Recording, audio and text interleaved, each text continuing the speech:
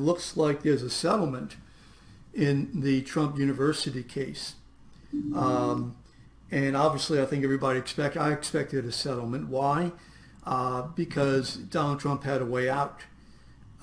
He could say, well, I'm settling this case because I'm focused on America. And, he told us before that he doesn't like to settle cases. He's not settling the case. He's not going to settle this case. He tried to get the judge who is not the Hispanic judge who could not try his case because he's Hispanic. Tried to get him to continue the case. Apparently, I think the judge didn't do it. And so it looks like we've got a settlement. Maybe not, but that's what just came across my phone. And so getting back to what you're saying, though, let me throw something out to you. I have mixed feelings about what you're saying about Mitt Romney, and certainly so far what's happening in terms of his cabinet. Mitt Romney, I think, would be an incredible plus for his cabinet. Notwithstanding what Mitt Romney said about Donald Trump and vice versa, there's no question that Mitt Romney is, sort of like in the middle. He almost won last time. He has a lot of respect from so many different people. Obviously, some people don't like him, but I like him. And I think he'd make a great Secretary of State if Donald Trump chooses him. I think that's really wonderful. I read a piece today about from the Washington Post, and I know that Trump people don't like Washington Post and think that everything they say is false. But I got to tell you, basically what they're saying is that Trump is following through with what he said, what he promised to do in terms of making the America white again. And although he didn't really say that, I'm being a little tongue in cheek.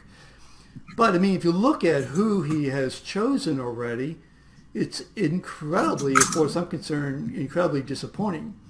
Steve Bannon, who wanted to be the platform for the alt-right.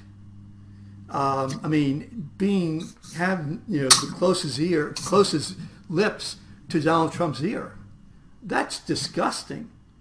Flint, some of the comments he's made about Muslims, the tweet he sent out about Jews, is disgusting. The senator from Alabama, I got to tell you, it's not necessarily what he said in the past, but it's his record that so he's Donald Trump is showing that if you're national, if you're a white nationalist, America is the place for you. And I just think that's sad, because I think the country's broader than that, and I'm just hoping Mitt Romney can make a difference. Go ahead. Well, I don't think we'd be surprised if there are some die-hard Trump people there. Donald Trump has said some outrageous things, so it shouldn't be surprising that some of his loyal supporters who said some outrageous things would be his tap to be in his cabinet. Particularly, you mentioned Sessions. For your listeners who don't know that, Jeff Sessions tried to be confirmed as a federal judge over in Alabama, and he'd said some pretty heavy racial remarks back when he was a lawyer that came back and haunted him, and the Senate did not confirm him as a federal judge, and he went on and ran for U.S. Senator and had been there for some time. He was the first major elected official to come out for Donald Trump. And so I guess Trump is saying, well, those comments were years ago, and he's been elected and reelected on numerous occasions of the U.S. Senate. And I'm sure they kind of felt out his fellow senators. Could they get him approved? He's going to get some harsh criticism.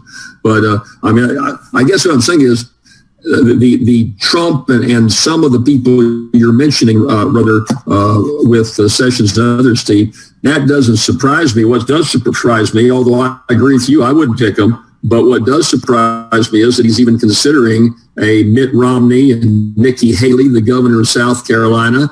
Ted Cruz happens to be dropping by.